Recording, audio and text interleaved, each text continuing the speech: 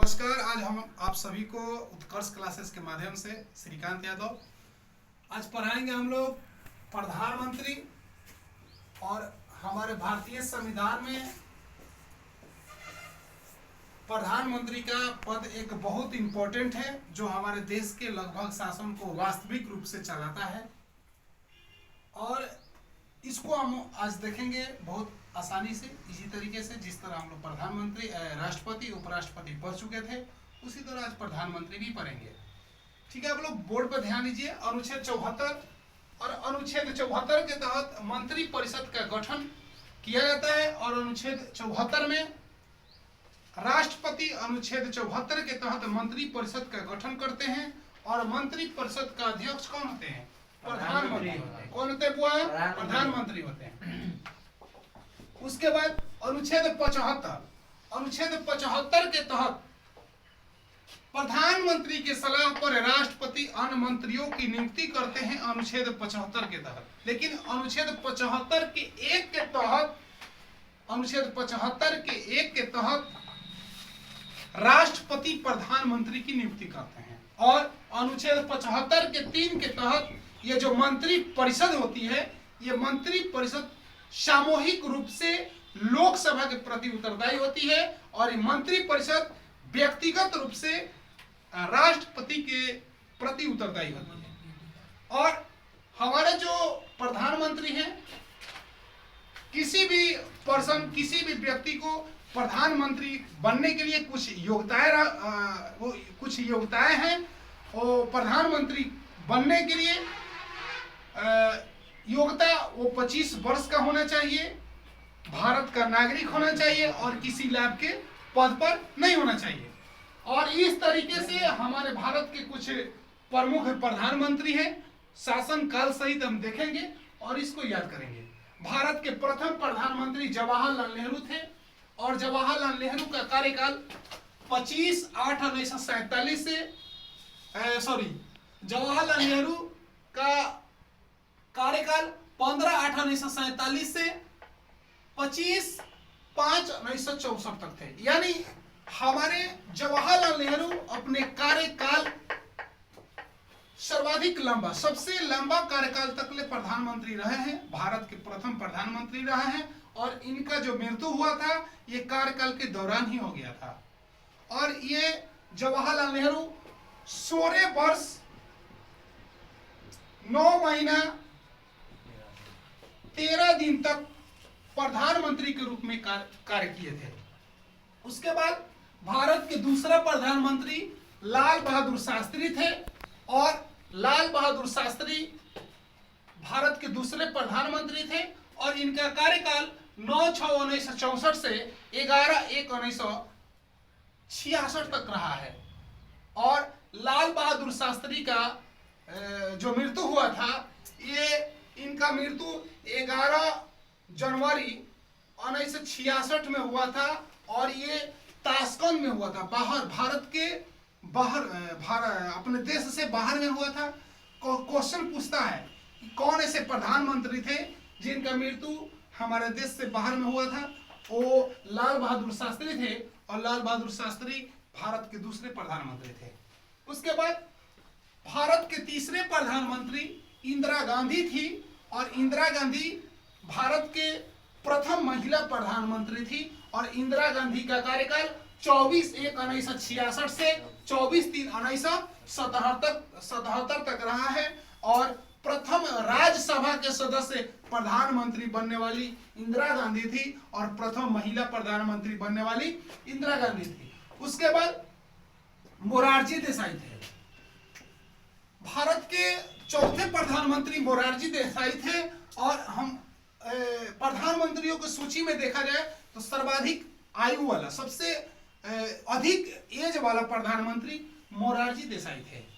उसके बाद भारत के 5वें प्रधानमंत्री चौधरी चरण सिंह थे। और चौधरी चरण सिंह का कार्यकाल 28 जुलाई 1979 से 14/1/1980 तक रहा है।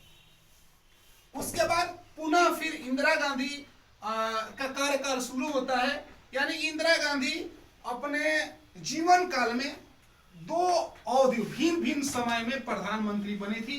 प्रथम प्रधानमंत्री बनी थी 1966 से 77 के बीच, और दूसरा प्रधानमंत्री बने थी 1980 से 84 के बीच।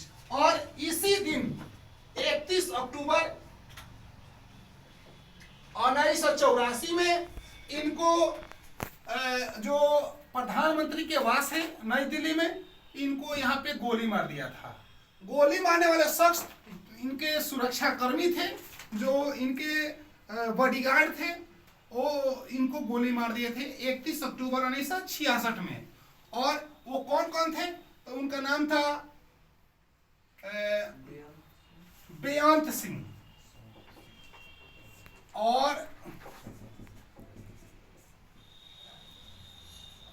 सिंह और सतवंत सिंह।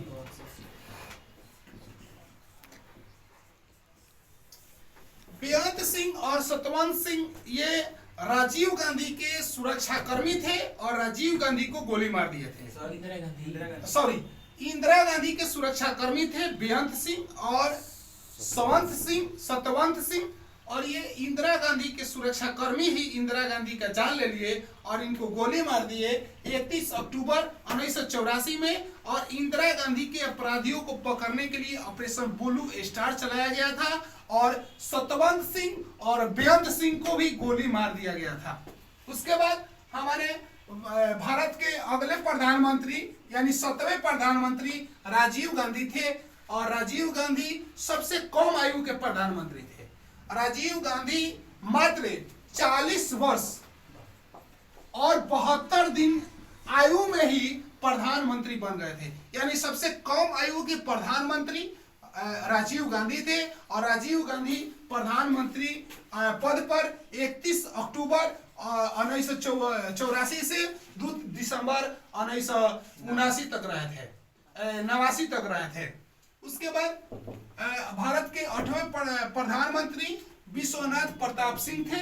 और विश्वनाथ प्रताप सिंह 2 दिसंबर 1989 से 10 नवंबर 1990 तक रहे हैं। और विश्वनाथ प्रताप सिंह एक ऐसे प्रधानमंत्री थे जो अविश्वास प्रस्ताव द्वारा प्रधानमंत्री के पद से हटाया गया था।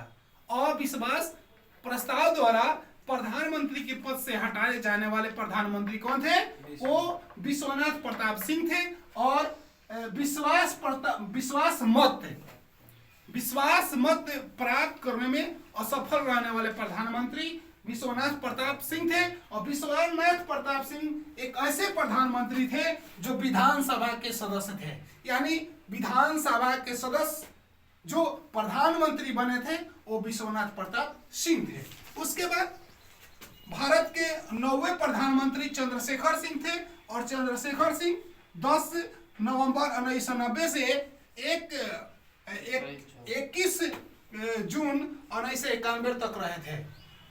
भारत के 9वां प्रधानमंत्री चंद्रशेखर सिंह थे। चंद्रशेखर सिंह 1990 से 91 के बीच कार्य कर रहा है। उसके बाद भारत के 10वां प्रधानमंत्री पीवी नरसिंह राव थे। और पीवी नरसिंह राव के कार्यकाल कब से कब तक? 21 से 16/5/1996 तक रहा है। पीवी नरसिंह राव का विशेषता क्या है? पीवी नरसिंह राव का विशेषता, पीवी नरसिंह राव एक ऐसे प्रधानमंत्री थे जो ये संसद में किसी भी सदन के सदस्य नहीं थे। पीवी नरसिंह राव एक ऐसे प्रधानमंत्री थे जो संसद के किसी भी सदन के सदस्य नहीं थे, फिर भी प्रधानमंत्री बने। हमारे भारतीय संविधान में कहा जाता है कि कोई भी प्रधानमंत्री हो चाहे कोई भी संसद के सदस्य हो, उनको 6 महीने के अंदर सदस्यता ग्रहण कर लेना चाहिए, नहीं तो उनको पद से हटा दिया जाता है। उसके बाद पीवी नरसिंह राव के बाद अटल बिहारी वाजपेयी 13 दिन के लिए प्रधानमंत्री बनते हैं। और 1996 से 96 तक इनका कार्यकाल रहता है।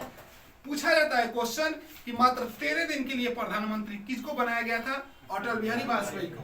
और अटल बिहारी वाजपेयी के बाद एच.डी. देवगौड़ा बनते हैं प्रधानमंत्री। और एच.डी. देवगौड़ा का कार्यकाल 1996 से 97 तक रहा है। उसके बाद आई.के. गुजराल प्रधानमंत्री बनते हैं। और आई.के. गुजराल भारत के 13वें प्रधानमंत्री हैं। और आई.के. गुजराल का कार्यकाल 1997 से 98 रहा है। उसके बाद भारत के 13वें प्रधानमंत्री अटल बिहारी वाजपेयी बनते हैं और अटल बिहारी वाजपेयी का कार्यकाल 1998 से 2004 तक रहता है। उसके बाद भारत के 14वें प्रधानमंत्री डॉक्टर मनमोहन सिंह थे और डॉक्टर मनमोहन सिंह भी राज्यसभा के सदस्य थे और इनका कार्यकाल 2004 से 2014 तक रहा है। उसके बाद हमारे माननीय मोदी जी प्रधानमंत्री के शपथ ग्रहण लिए और मोदी जी प्रथम शपथ ग्रहण लिए 2014 में और दूसरा शपथ ग्रहण लिए 2019 में। उसके बाद नरेंद्र मोदी जी का जो जन्म हुआ था ये गुजरात के वडनगर में हुआ था और ये बीजेपी से हैं और इनका कार्यकाल अभी जारी है। बाकी कल जो भी आगे पढ़ाई होगा कल। नमस्ते।